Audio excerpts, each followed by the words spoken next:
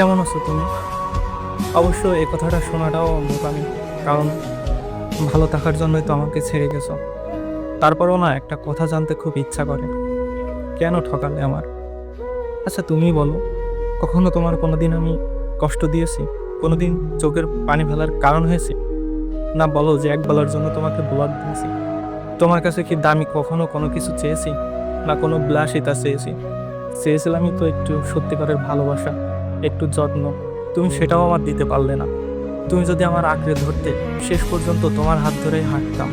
তুমি তো জানো, তোমাকে নিয়ে কত স্বপ্ন দেখলাম এবং চাইছিলাম যে সব স্বপ্ন তোমার নিয়েই জয় করব।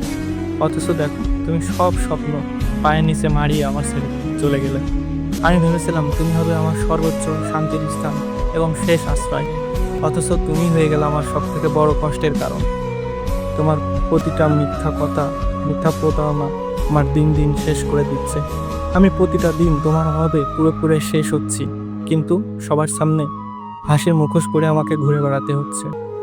তুমি যদি সত্যিকারে আমার ভালোবাসতা, আমার চোখের পানি থেকে তোমার হৃদয় কাঁপত। কিন্তু অথচ দেখো, তুমি আমার এমন ভাবে চলে গেলা, আমি তোমার জীবনের কোনো অংশই ছিলাম না। কিন্তু তারপরও মনের ভিতরে শুধু একটা কথাই বাজে, যে তুমি চাইলে থাকতে পারতা, তুমি চাইলে দুজনে এক হইতে পারতাম।